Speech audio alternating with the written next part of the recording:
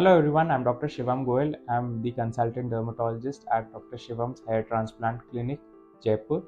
और आज मैं आपको बताऊंगा एक ऐसी कंडीशन जिसमें लोगों के जो बाल होते हैं एक सर्कुलर पैचेस में बियर्ड से या फिर सर से ऐसे चले जाते हैं और वो एकदम अचानक से हमारे पास आते हैं ये कह के कि एकदम पैचेस में उनके बाल चले गए हैं। इसका जब ट्रीटमेंट होता है तो काफ़ी लोग इसके ट्रीटमेंट के बारे में जानकारी लेना चाहते हैं। तो आज मैं आपको इसी सब के बारे में बताऊंगा कि ये जो कंडीशन है जिसको एलोपेशिया एरिएटा कहते हैं उसका ट्रीटमेंट बिना दवाइयों के कैसे होता है। एलोपेशिया एरिएटा होता क्या है? सो दोस्तों देखिए, एलोपेशिया एरिएटा एक तरह की हेयर लॉस कंडीशन है जो कि बहुत आदमी और औरतों में देखी जाती है और काफ़ी बार ये बच्चों में भी हो जाती है। इसमें हमेशा देखा गया है कि सडनली एक जो पैच है हेयर लॉस का ऐसा बन जाता है, या तो सर पे डेवलप हो जाता है या फिर मूंछों पे, बियर्ड पे या कभी कभार पूरी बॉडी पे भी हो सकता है। सो इसके भी कई अलग अलग टाइप होते हैं, एलोपेशिया टोटालिस, यूनिवर्सालिस एक्सेट्रा, ऐसे कई अलग अलग वेरिएंट्स होते हैं जो कि इसकी अलग अलग क्लिनिकल प्रेजेंटेशन करते हैं। सो ये कंडीशन बहुत आदमियों, औरतों और इसके साथ साथ बच्चों में भी देखी जाती है। इसके कई रीजंस होते हैं। कई बार ये अचानक से होती है, यानी कि ये इडियोपैथिक होती है विदाउट एनी पर्टिकुलर रीजन।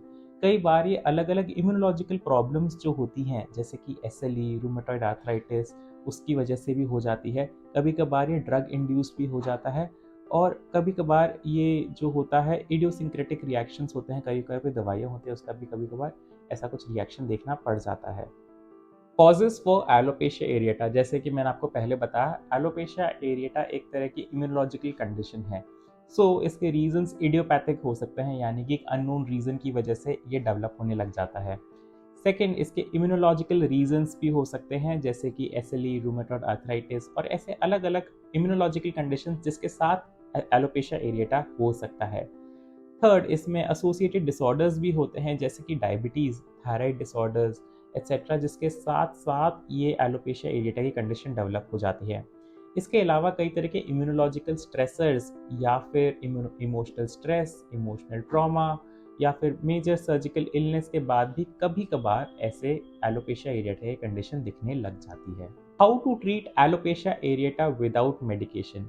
अगर आपको एलोपेशिया एरिएटा है देन इसके कई तरह की मेडिसिन अवेलेबल होती हैं जिसकी आपको डर्मेटोलॉजिस्ट जानकारी दे सकते हैं और आपको गाइड कर सकते हैं। मेनली जैसे देखा गया है कि इसमें इंट्रालीजनल स्टेरॉइड्स या फिर टॉपिकल स्टेरॉइड, टॉपिकल इम्यूनोमॉड्यूलेटर्स ये देते हैं डिपेंडिंग अपॉन द सिवियरिटी।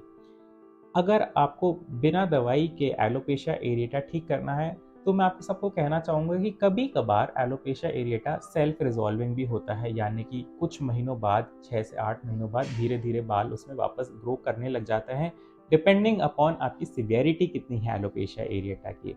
अगर वो बहुत ही माइनर है देन प्रॉबेबली वो सेल्फ रिजॉल्विंग भी हो जाता है एंड धीरे धीरे वो ठीक हो जाता है। इसके साथ साथ हम हमेशा अपने पेशेंट्स को एडवाइस करते हैं कि एलोपेशिया एरिएटा की कंडीशन में आपको डाइटरी सप्लीमेंट्स लेना चाहिए in the form of nuts.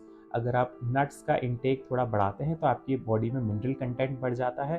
साथ ही साथ में आपको जो अपने स्ट्रेसर्स हैं, इमोशनल स्ट्रेसर्स, वो भी रिड्यूस करने होते हैं, स्ट्रेस मैनेजमेंट करना होता है। इसके अलावा आजकल अनियन ऑयल बहुत ज़्यादा पॉपुलर हो गया है फॉर एलोपेशिया एरिएटा। काफ़ी लोगों को अनियन ऑयल के इरिटेंट पोटेंशियल और इम्यूनोमॉड्यूलेटरी प्रॉपर्टीज़ के से बेनिफिट मिला है इन कंडीशंस ऑफ एलोपेशिया एरिएटा।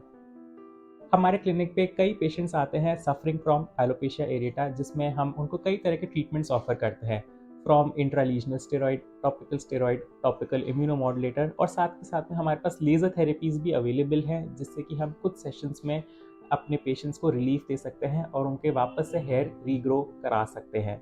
अगर आपको या फिर किसी फैमिली और फ्रेंड्स को भी एलोपेशिया एरिएटा नामक प्रॉब्लम से तकलीफ है then consult us for the best possible solution.